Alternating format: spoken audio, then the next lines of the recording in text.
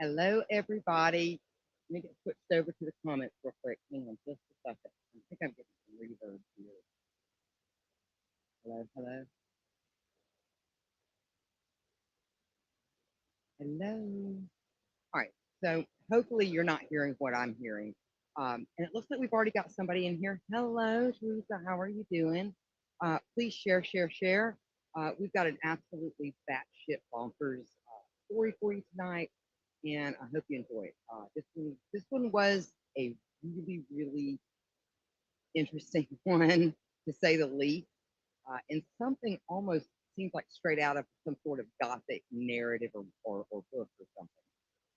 So, really cool story we're going to be sharing tonight. But sharing out the streams is the best way to support your content art. And let me know, guys, if you hear that same reverb. It's kind of bugging. Oh, and we have Stephen P. Kitty Cat in the house. Hello, Stephen P. Kitty Cat. I'm so glad you're here. Let's try this one more time. We always seem to have gremlins here in the studio. All right.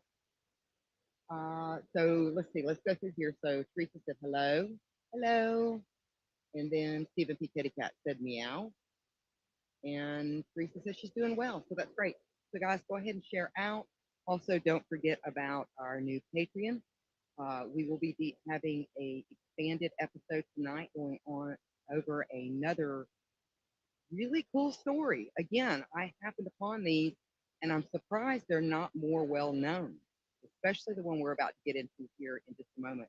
I'm going to give everybody just a couple more minutes uh, to file in here. I'm not sure if the Facebook notifications went out or not. So, yeah, so grab your popcorn, get ready. And this one pretty much starts out with a bang right from the beginning. So, yeah.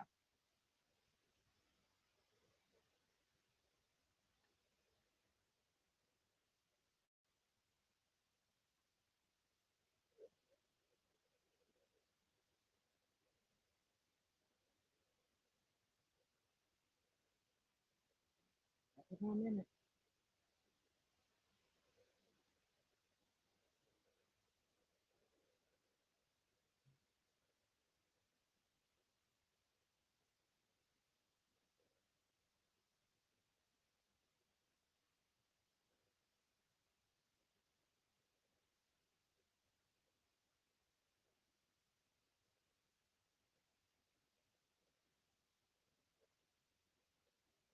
Dead air space.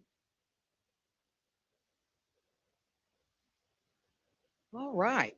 So let's go ahead and get started on this. Again, this is a really batshit bonkers story tonight. And this one was kind of weird to research. Usually, when I'm researching these, I either, base it on a book that I've read that has pretty accurate information, or, double checking sources, things like this. This one was a little bit different. You almost had to go in individually to these people to actually find kind of full the full story. Um, I did have some problems figuring out who had who married who, and who was whose brother or sister. Not to say that there couldn't have been some sort of incestuous hanky panky going on. That was probably very likely. Plus, it seemed people like to use the same name um, for their daughters and their sons and things like that. So it got super confusing, but I got it pretty well hashed out to try to keep it as clear for you as I absolutely can. So tonight we're talking about the Black Sisters of Virginia. They're also known as just the Black Sisters. Um, Now, in late November of 1909, the East Orange, New Jersey police responded to a distress call from Virginia War Laws residents. Now, initially, they were informed about an accident involving Virginia's niece. Her name was O.C. Sneed. However, upon arriving, the officers made a grim discovery. It looked like it wasn't actually an accident, but maybe more of a suicide. What they found, though, was Osie's lifeless body laying in the upstairs bathtub, apparently the victim of a drowning slash suicide. Now, as the investigation unfolded over a few weeks, it became evident that Osie's death was not a tragic accident. Suspicion swiftly turned towards Virginia and her two sisters, who were subsequently charged with the murder of Osie. That the motive behind the alleged crime was to collect a substantial insurance policy. And if you've tuned into some of the other uh, shows that I've done, insurance a lot of times, like when we were talking about the cemeteries and things like that, how cemeteries came about, um, there was a lot of insurance fraud going on during the early 20th century, late 19th century.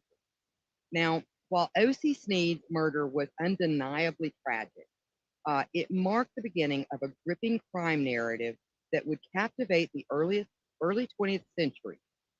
Now, as detectives and the press delved deeper into the lives of the three accused women, a strange and macabre tale emerged, reminiscent of, like I said earlier, a classic Southern Gothic horror novel. And this stuff is for real. Like, I was like, what the? Now, the trial of Virginia Wardlaw and her sisters unfolded like basically reading a book or some sort of horror story, replete with unbelievable twists and culminating in a shocking and unexpected conclusion. And you may not feel completely satisfied at the end of this, but it's definitely a story that I found fit right in with what I do. So, and it looks like we have Roots Bleed Red here. Hello. And they say drowning suicide's absolutely insane.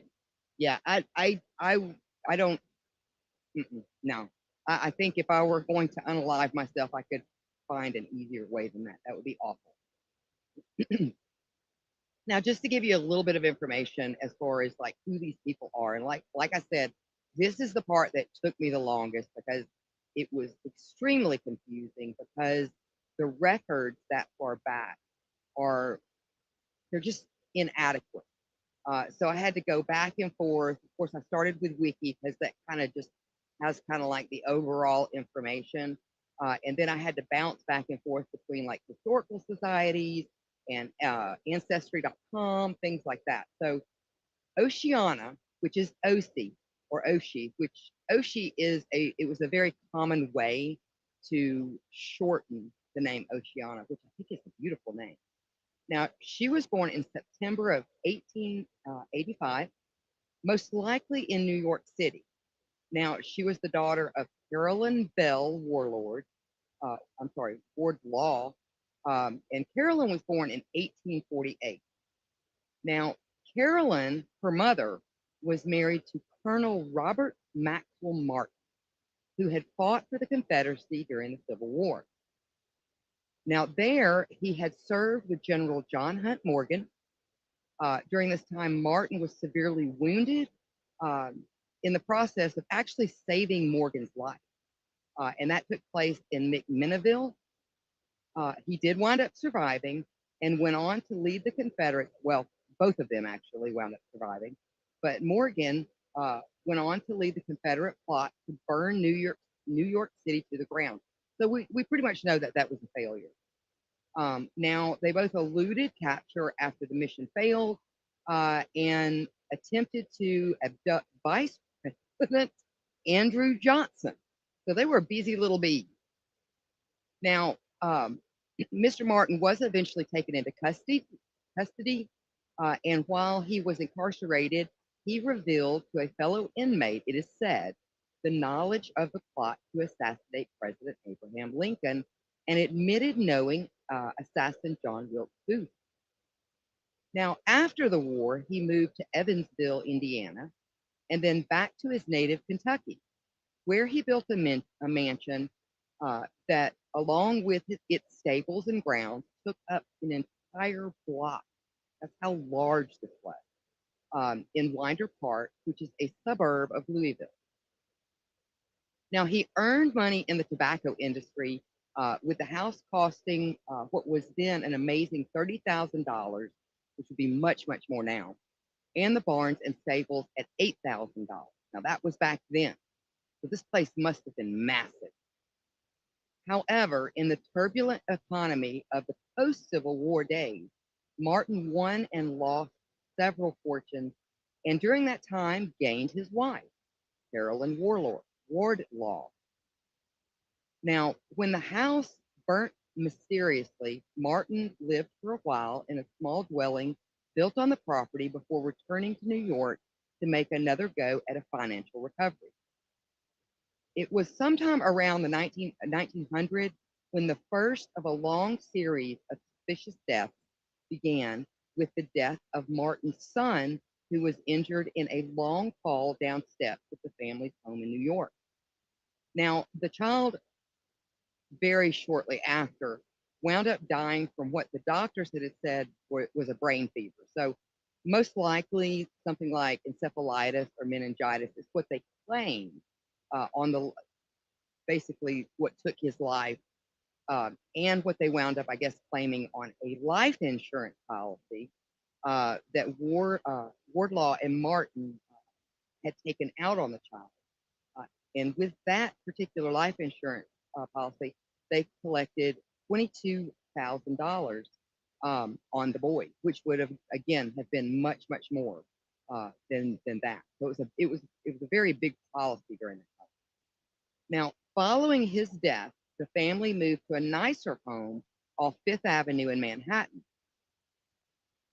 It didn't take long for the dashing Confederate colonel to develop medical problems of his own. Within 2 months of arriving back in New York, neighbors heard groans and a crash and rushed to the aid of the colonel, who had suffered what they said was a paralytic stroke. A stern-looking Carolyn, however, was reported sitting above her unconscious husband, and his daughter Oceana was weeping. Now, the rumor is that the mother cautioned her daughter not to speak. Now, the colonel died at Dr. Miller's sanitarium on 59th Street in New York City. He was 61 years old, and following the colonel's death, Carolyn and her daughter, Oceana, moved back to Murfreesboro, where they joined Carolyn's sister, Virginia, and Mary at Soule College. Now, Carolyn herself had had a career in education, but at one point she was removed from that position for unstable behavior. So Carolyn's something else. So, and I see Raven's here. Hello, Raven. How are you? Raven says hello. And then Roost Bleed Red says, how are people ignorant of suspicious behavior? I think a lot back then, and we even saw it up until like the 1960s. It was kind of like mind your business. It's just something that people did. They just really didn't get involved in other people's business. It's the only thing that I can assume. But you are absolutely right. Now, Carolyn Bell Wardlaw had three sisters, and this is what I was able to kind of clarify because things were so freaking confusing. To kind of keep a mental note of this as we go through the story. Now, Carolyn Bell Wardlaw married Colonel Robert Maxwell Martin, which we knew.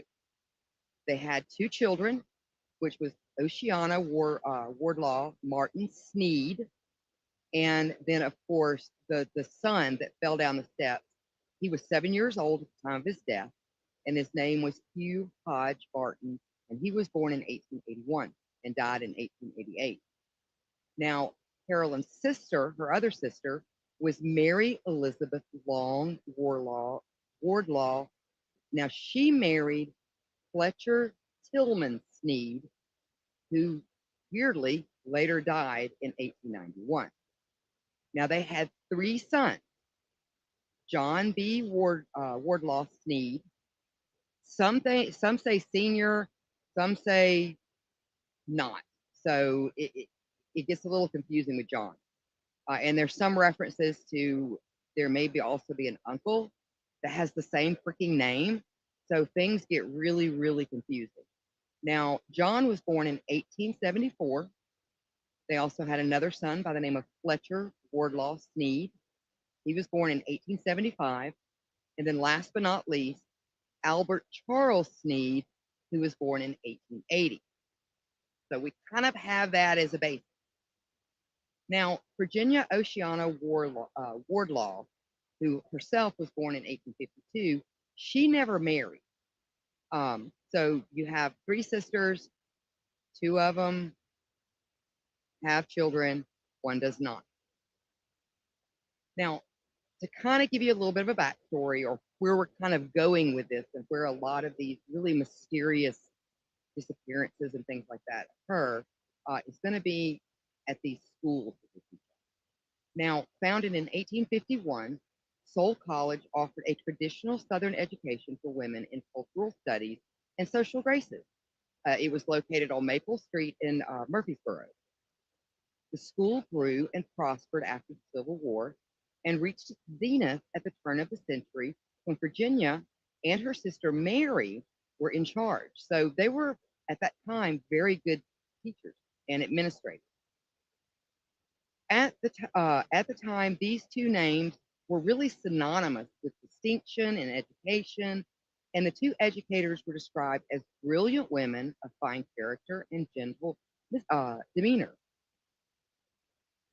Now, in 1903, the two sisters bought the school from the church-affiliated trustees. So the school pretty much just came up for sale; they bought it. But soon after, their older sister Carolyn, the nutty one, who was recently a widow, arrived from New York and took over management of the school's finance.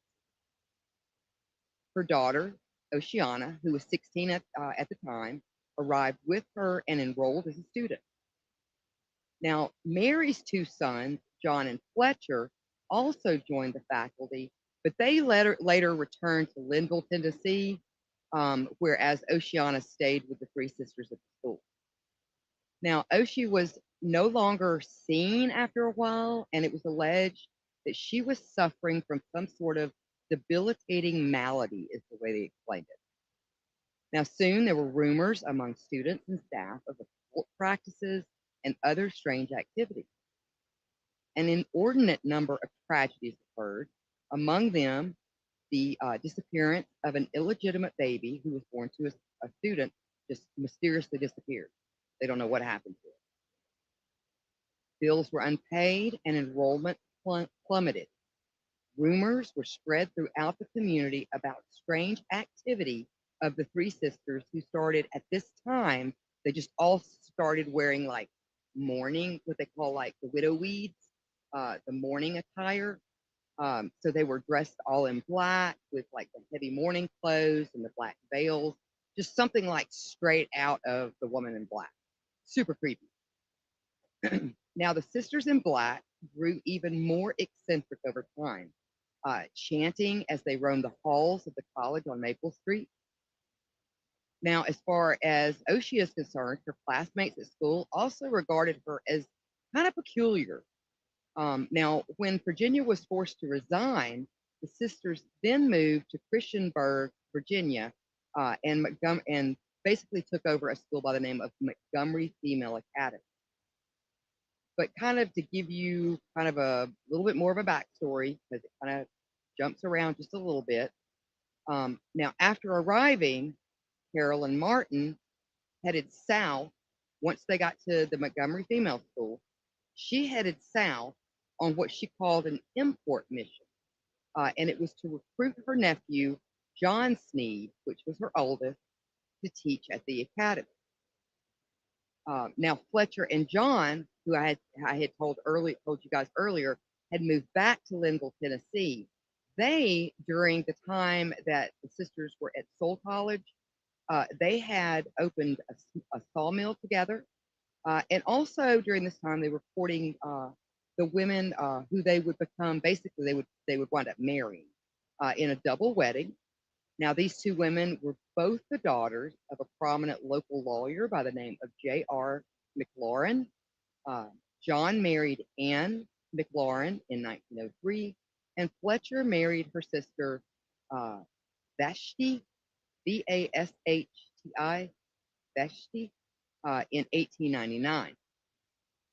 Oh, and it looks like Frank's here. Hello, Frank. How are you? And he says, hello, odd mother. Hello, friend. Oh, it just doesn't want to stay up there. There we go. All right. So they're down in Linville. They've opened up a sawmill. They're married. They're invested in this community. And so Carolyn decides she's going to go down there on her import mission to recruit her nephew John to come teach at the academy. Now, around 1906, when Carolyn visited John in Linville, uh, she kind of started insisting that John return with her to Christiansburg, like I said, to teach at the school. However, John's wife was not really pleased. She was not impressed with Carolyn at all. And she pleaded with him to stay. Now, at first, he refused his aunt's demands, even having police remove Carolyn from his house. He told his neighbors he wouldn't allow Carolyn to wreck his home. Now, Carolyn went away, and then she came back in a few weeks. However, it doesn't really explain, but John just up and decided to accompany her back to school. And so they both returned to Christiansburg, basically leaving his wife behind. Now, the wife, she wrote letters, but John was now pretty much under some sort of control of Carolyn. And I'm telling you, it's just going to get weirder with this family. And so she would write letters, and he would return them. And after a while, his wife Anna, she just basically kind of just worried herself to death. And her health did wind up declining, and eventually she was placed in the sanitarium, which back then it's not really like an asylum, it's more like a hospital. Now, John's spirits also seemed to decline after he left Linville and returned with his aunt.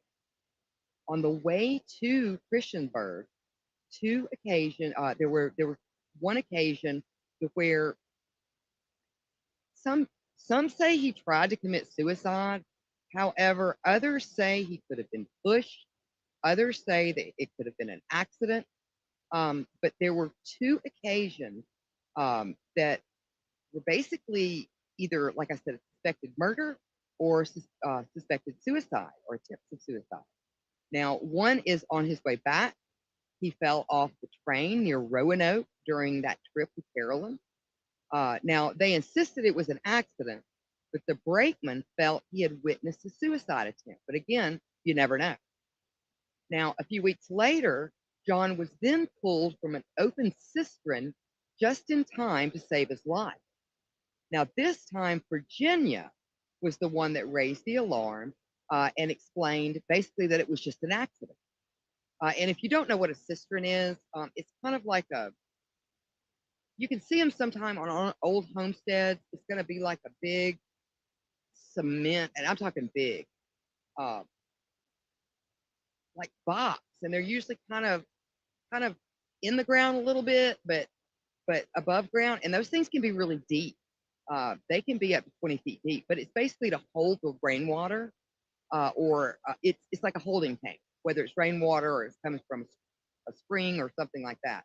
So apparently he was supposed to be in there cleaning out the cistern, and then somehow almost drowned. Now John had been taking measures, supposedly measurements, to provide a water supply measurement for the school. Now a week later, Virginia again raised an alarm at 8 o'clock in the morning. John was found thrashing about on the floor of his room at the college. He was fully engulfed in fire. 3 hours later, he died of first-degree burn. The three sisters insisted again it was an accident, not a suicide.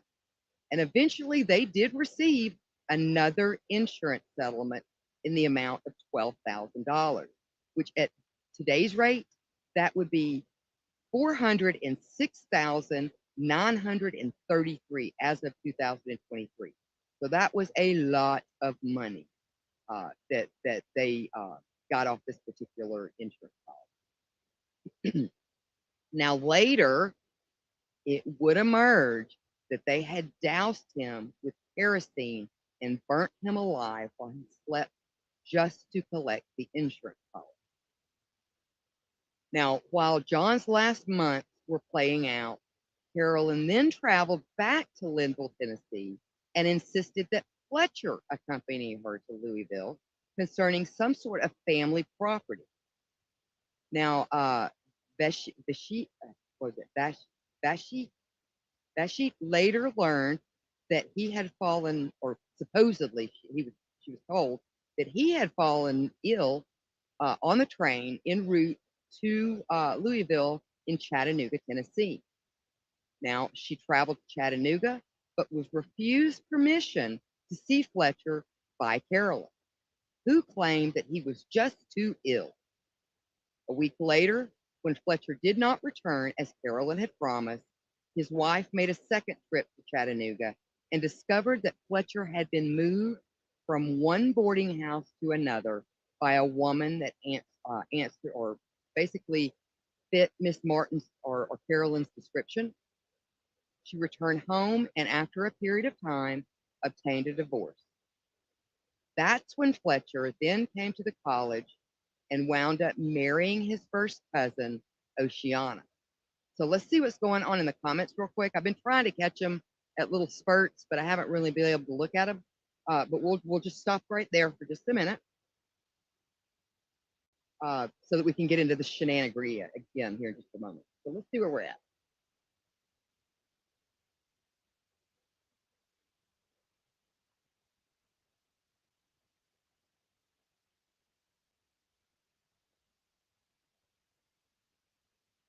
All right, so Akia is joining us from over on X. And guys, if you are not following us over there, we are a whole lot more political over there. So if politics aren't your thing, then don't worry about it.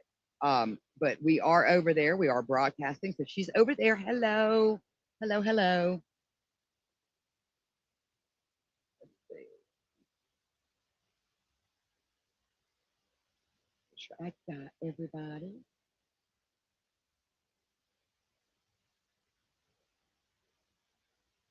And then Roots Bleed Red says that they had an aunt that was married 8 times. You know, it's weird because the more I look at this, it's like with these names, I don't know what you would do if you were married 8 times, but they carried on their name. Like some of these, you can tell like they'll have like several last names, and usually the last of the last names will be whoever it is they're married to at the time, but it will encompass all the other last names they went by. It's just really weird. So yeah, I'd hate to have to sign my name.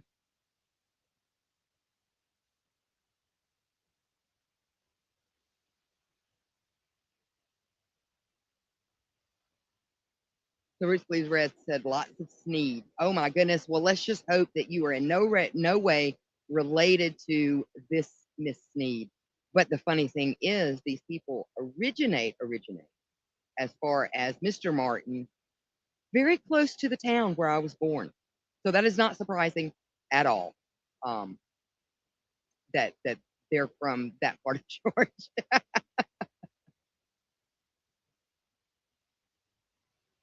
And then Stephen Kitty Cat says we need a flow chart of who's who. I know it's crazy. It's absolutely crazy. And it literally took me like 2 hours to straighten this shit out because I would go to one place and it's really John. John is what just throws a freaking wrench into everything. Because like I said, I think he's got an uncle that is named the same thing, even has B as an initial. And I was like, wait a minute. She's got a son, but now he's like an uncle. I don't understand. I'm so confused. So, but yeah, I think I got it pretty well hashed out. Um, and I had to actually compare ancestry with the historical society in some of these towns to kind of get it a little bit more accurate. So I think I'm pretty accurate.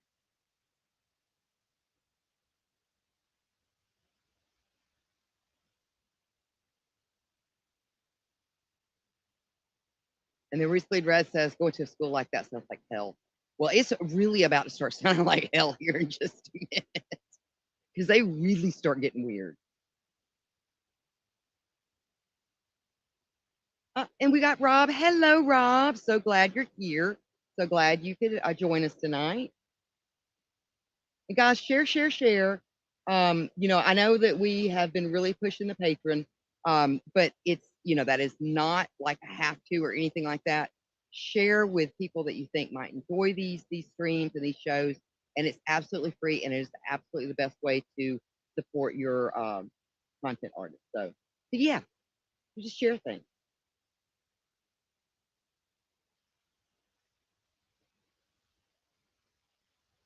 All right. Okay. All right. So let's get back to this so that we don't run too far over. All right. Where were we at?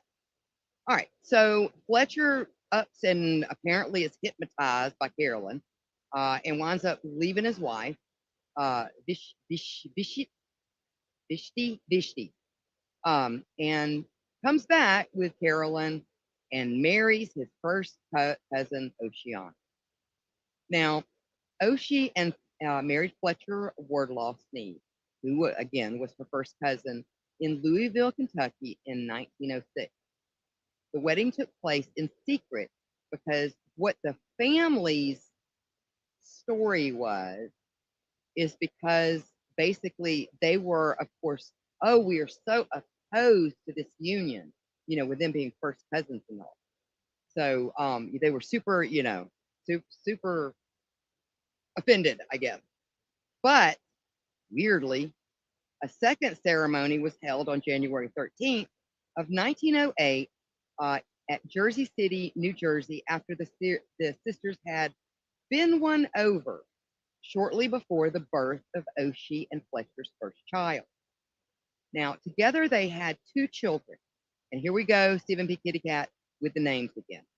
Mary Albert Sneed, who was born in 1908 and died at birth, and David Pollock Sneed, who was born in 1909 but only lived a year to 1910.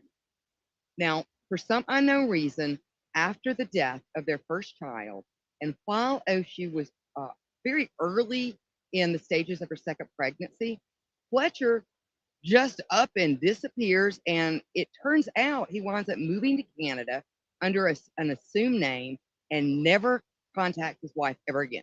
Just poof, up and leave, leaving her in the care of these three women. Now, Carolyn told Oceana that basically Fletcher he died. He died. That's what happened. He died. However, Fletcher, they knew where he was, and he would remain in contact with his mother and aunt throughout the rest of the stuff. So I didn't follow down that rabbit hole too much. Now, Montgomery College originally was established in 1853, which is where they're at now in Christiansburg. Um, it was established in 1853 as the Montgomery Collegiate Institute, and again, it was located in Christiansburg, Virginia, was founded and owned by Christiansburg Presbyterian Church, and operated out of the old church building on the corner of First and Franklin Street. In 1860, a new school was built on the present site and renamed the Montgomery Female Academy. And that's where these three sisters were actually teaching at the time. Now, Oceana, Seaborn, Goodall, Pollock, and Martha Eliza Wardlaw, sister, purchased the school in 1876. So to keep you from getting confused, that list of who's who, these are basically like aunts, great aunts that actually owned this particular school at the time. Now, when it was sold at public auction, that's when they purchased it. And one of them was actually a teacher at the school at the time. Now, in the 1880 census, it shows this is Pollock and her niece Virginia Wardlaw, nephews John and Albert Wardlaw, all living at this particular school, with Virginia listed as a teacher there. Within a year, John and his wife would be dead. They were only in their 20s at the time. And these are different nephews. Like I said, John B. and Albert G., which are the same names as Carolyn's, no, not Carolyn's son, Mary's son. Mary's son. So it was John Fletcher and Albert that was Mary's son, and they had extended family that ran this school up in Christiansburg, who also had nephews named John B. and Albert G. Wardlaw. I'm telling you, it was so confusing. Anyway, so just try to work that out in your brain. But it doesn't matter. They soon die in their early 20s, which was, I mean, I know people died early, but with this family, I'm sorry, that has got to be some sort of, I'm very suspicious. Let's just put it that way. Now, Miss Pollock, aged and infirm, she deeded the school to her sister, Martha Wardlaw, and her niece, Virginia. And this is the Virginia that we're talking about, uh, the one of the three sisters. Now, Virginia and Mary had inherited the real property of their father and their mother, um, and so they had enough cash basically to be able to apply to the school. They renamed it the Montgomery Female College, and all was well for a time until, which it seems to be kind of a, I don't know, just a like Carolyn always winds up showing up with Oceana, and then everything goes to shit. So it's like a pattern. Now, whether it's subconsciously a pattern, I would say no. But so then everything's going fine for a time, and the school's dormitories were refurbished, the curriculum was updated, and Virginia returned to her love of teaching. Soon, however, Mary Sneed arrived, followed by two of her sons, Fletcher and John. The trios arrived, creating no problems. However, again, now when Carolyn Martin arrived, accompanied by her daughter Oceana, things again swiftly went awry as Carolyn took over the administrative duties of the school. Now, she made sudden changes to the curriculum, moved students from one class to another for no apparent reason, instilled suspicious and secrecy by installing up to 3 padlocks on some doors. Like she just go around and like put multiple padlocks on doors. All three sisters again took to roaming the halls, surprising the residents with their sudden appearances. The three sisters were known to enter into several like students' rooms, and like the students would wake up and like see them standing at the end of their beds where they would just like recede into the shadows. Just a lot of really creepy stuff.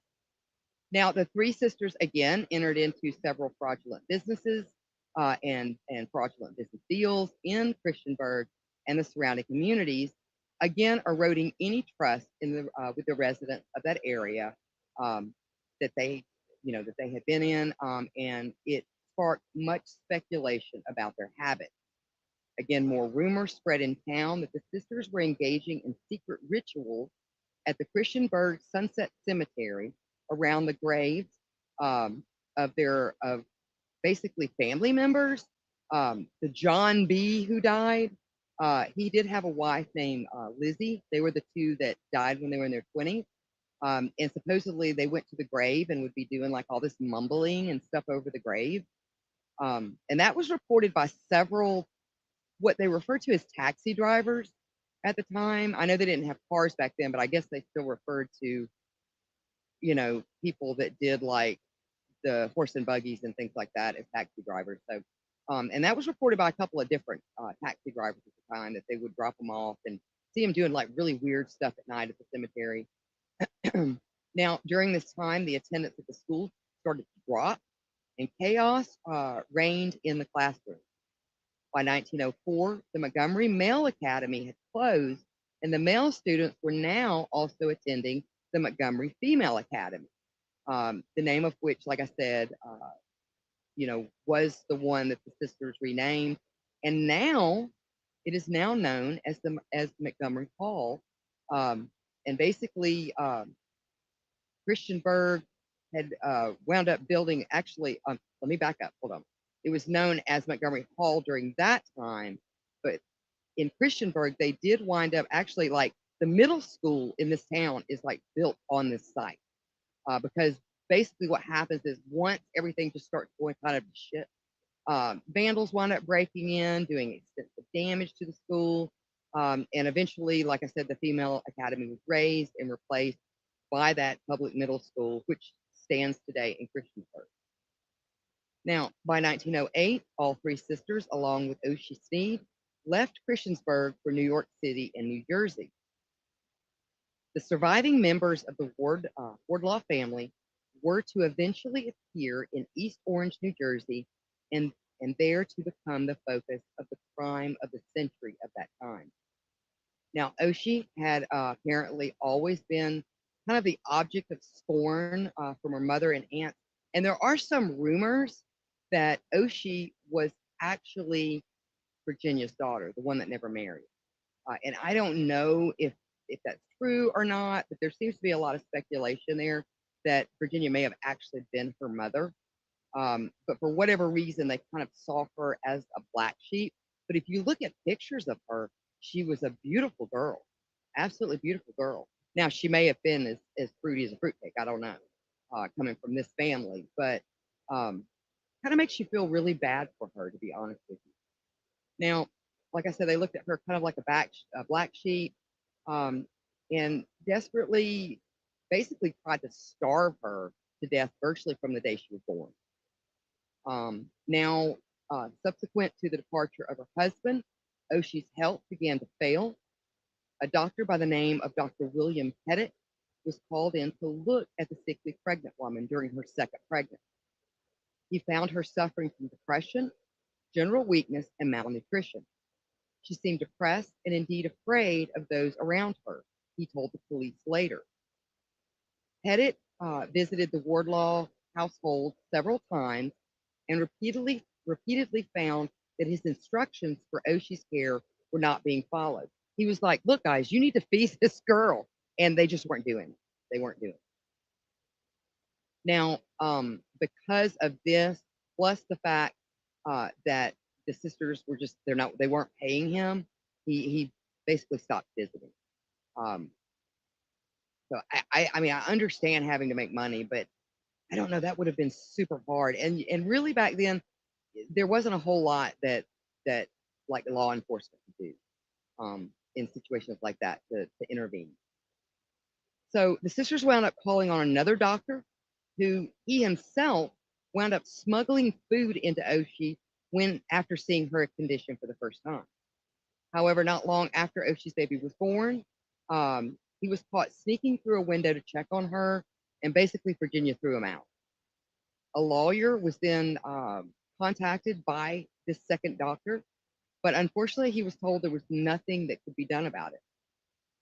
Several months later, Pettit was once again summoned and found Oshie to be even weaker than before when he was the first doctor and no longer pregnant.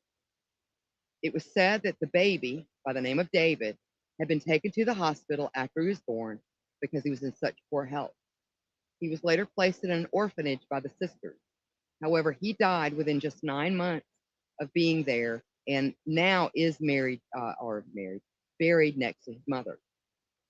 Now, Virginia told Pettit to inform Oshie that she was dying and that she needed to make up a will. Instead, however, Pettit had a nurse uh, brought in to care for Oshie. The nurse stayed just one day before being removed by all three sisters. Rather than pay the $100 bill presented by the doctor, the sisters offered to make him a $1,000 beneficiary in Oshie's will. He declined and decided to take steps against the family, believing that Oshie was under some sort of hypnotic influence. What he did not know was that Oshie was being given regular but unnecessary doses of morphine for her postpartum pain by her mother and aunts. When Pettit returned to check on Oshie before he reported the strange case to the police, he found the place abandoned and the sisters gone. So this would have been right around the time that they left Christiansburg and show up over in New Jersey. Now, like I said, the family, they next surfaced, though, in another Brooklyn neighborhood in September of 1909, when Virginia, wearing a thick layer of the, the widow weeds or the mourning attire, wound up paying a visit to a gentleman by the name of Julius Cabrera. He was a New York attorney and asked him to help a dying woman prepare a will. So she was basically going in and trying to get him to make up a will for Oshie. Now, Cabrera came to Oshie's bedside while her mother and aunts chanted prayers over her.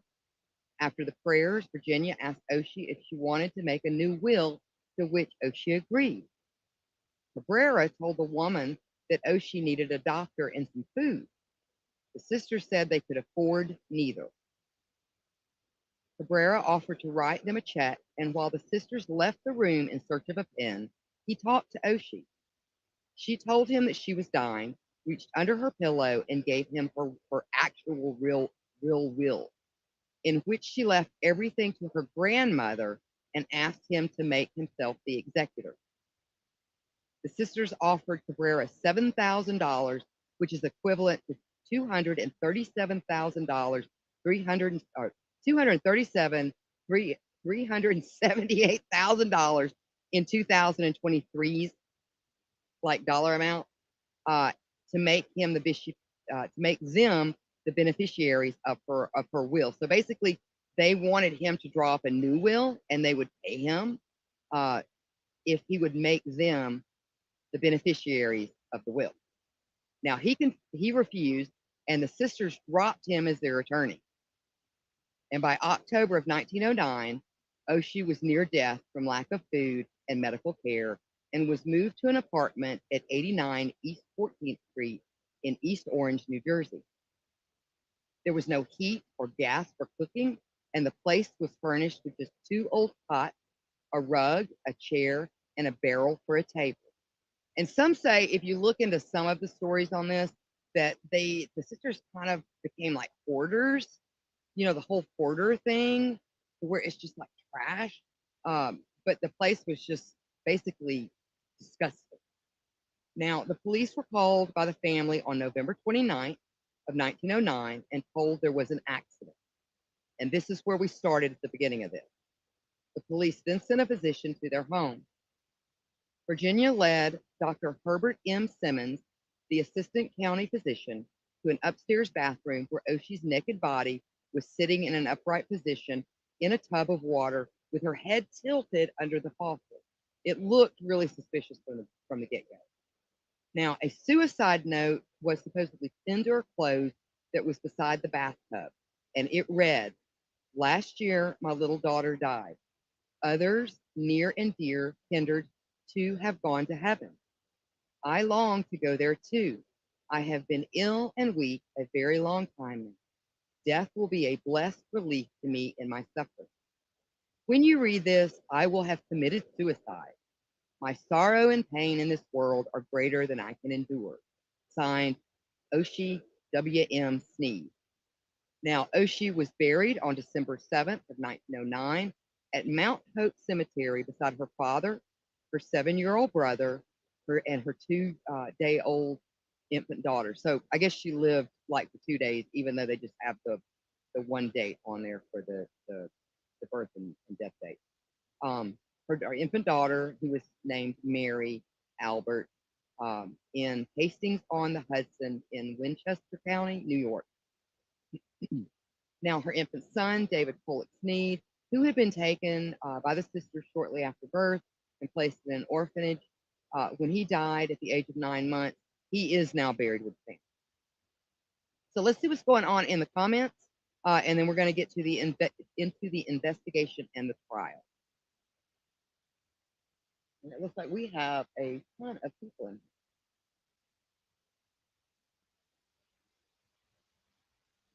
Oh, and Star's here. Hello, Star. She says, "Hello, Odd Mother." Well, I'm so glad you're here.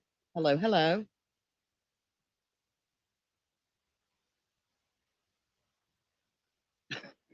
And Stimpy Kitty Cat says, "Blame Canada." It is weird. Like, I am curious as to what that deal was. I don't know. It's really odd.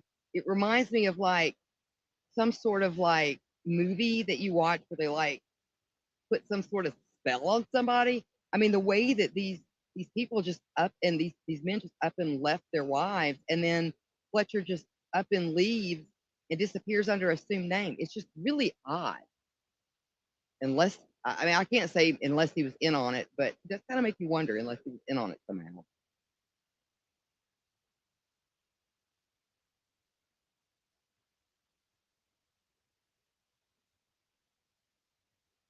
And Beth is here. Hello, Beth. So glad to see you. So glad you're here. Guys, share, share, share. That is the best way to support your streamers, and it's absolutely free. And Henry's here. Let's see. There we go. Hello, Henry. How are you? So glad you're here.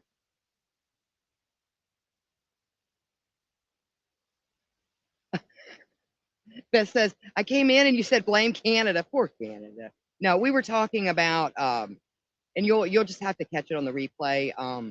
But a character in this particular story, um, his name was Fletcher, and he takes off and he takes on an assumed name and moves to Canada. So yeah, it's way too much to try to explain. So you'll just have to watch the feed later if you've got time. Oh, and Sean's here. Hello, Sean. So glad you're here. We've got a ton of people in here tonight. And then we have Sarah. Hello, Sarah. You look to be a new victim here in the crypt. So let us know where you're from. I don't know if I've ever seen you in here in the horror gallery, but welcome, welcome, welcome.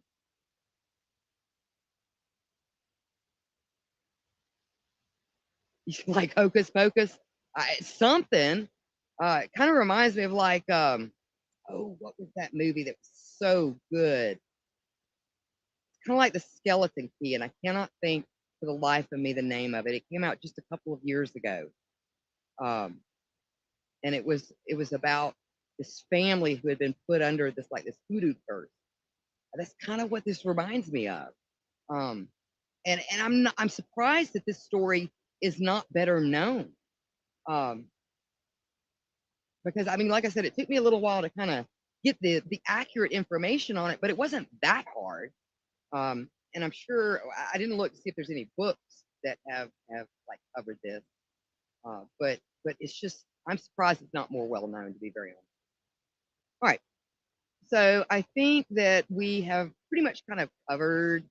Oh, we've got Lori. Hi, Lori. How are you? So glad you're here. So let's get to the last of this because we're going to run over about 10 minutes. And then for you guys who are part of our Patreon, we will be going over another story that's just as batshit bonkers, involving a family from Tennessee and a gentleman by the name of Jeremiah Lexer. And that's got kind of an unusual, I don't want to say ending, but kind of like what's going on now, I think is absolutely ingenious. Um, but it's just as crazy of a story. So anyway, so let's get into the investigation of these three sisters um, and all the shenanigans and killings and murders and starvations and everything else that they've been involved in. All right, so Simmons deeded Virginia's answers. Let me read that again. Simmons deemed Virginia's answers to questions about Oshie's death suspicious, so he called the police to investigate. Oshie's death was identified as a drowning with starvation as a contributing cause. Suspicion for the death quickly focused on her family, particularly her mother and her two aunts. The investigator who originally arrived at the home noted that it was cold and appeared unoccupied, I guess talking about the home, and that the victim had been dead for at least 24 hours, prompting the investigators to wonder why there was a delay in discovering the body. The evidence against the sisters consisted of several life insurance policies that had been taken out on the young woman. Several suicide notes were also found in the possession of Oshie's mother, that were written in the same hand and similar style as the note alleged to have been Oshi's suicide note and the family's treatment of Oshi prior to her death. All three were arrested and charged with murder. And this may leave you feeling a little bit unfulfilled. So it basically plays out like this. Virginia Wardlaw starved herself to death in prison in 1910 while she would have awaited trial. Carolyn Martin, the really, really nasty one, um, late into her actual trial, she actually went to trial, but late into her trial, finally pleaded guilty to manslaughter and was taken to jail, then transferred to an insane asylum where she died in 1913. Mary Sneed was released on a technicality since there was no charge at the time for basically an accomplice to manslaughter. And basically, she moved to Colorado to live with her youngest son, Albert Charles Sneed, and they later moved to California, where she died in 1937. And that's it. That's how it ends. So it leaves you kind of a little bit unfulfilled. So hopefully, they're all getting like pineapples at this point down in Haiti. But yeah, that's just a completely batshit bonkers story on that one. So yeah, just look up if you're wanting to kind of look into this. And like I said, the information is a little peculiar when you start getting into people's names. But you just look up Black Sisters of Virginia. And some of the references will go a little bit more in detail on some of this other stuff. But yeah, I thought that was a great story, and just really really nuts. So let's see what's going on in the comments, and then we're going to head on over to Patreon and finish up our expansion episode over there. But yeah.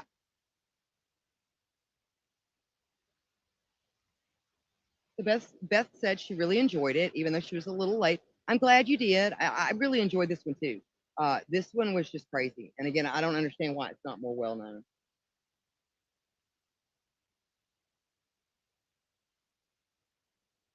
And the Bruce Bleed Red said that Sneed could be a relative by marriage. Uh-oh.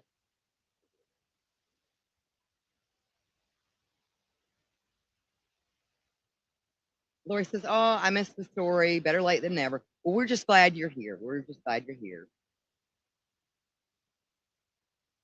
And then Jess over on YouTube says hello.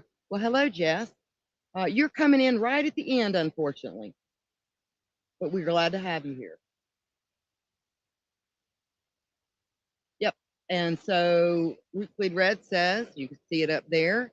If you enjoyed this and you're interested in all the other really cool content, oh my God, last night, those were some, that was a very enlightening um, expansion episode on You Can't Sit With Us. We were talking about Dennis Rader and went over some of the crime scene photos and things like that.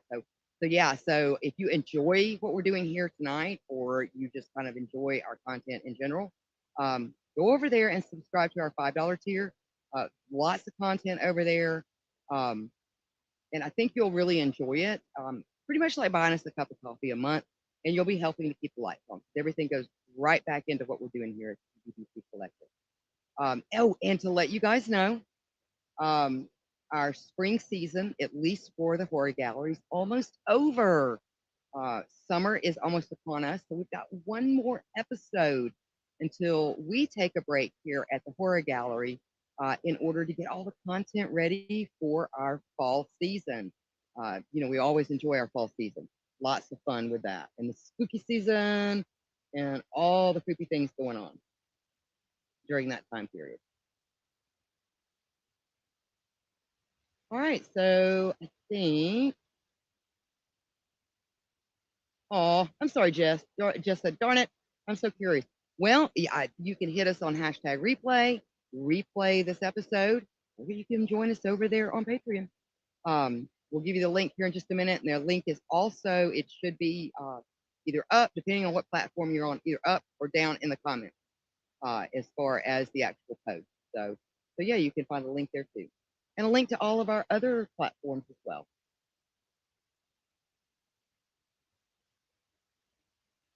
And Lori says, I never get notifications. Well, this is what we tell people.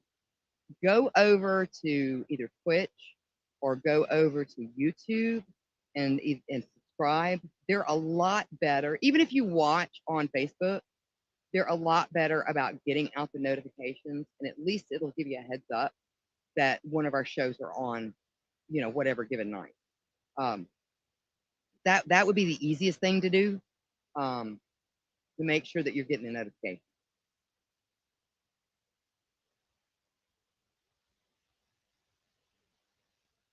Yes, it's halfway to Halloween almost. I am so excited. I'm so excited. So, and I'll still be doing some things during the summer over on the Patreon. Probably just like little shows, but we're gonna keep that content going for you over there. So yeah, on that. You'll still be getting content over there from me during the summer months. All right. Well, guys, I hope you guys enjoyed that. Like I said, I'm about to head on over to Patreon, and we'll see you guys there, hopefully. Bye, and pleasant nightmares, guys.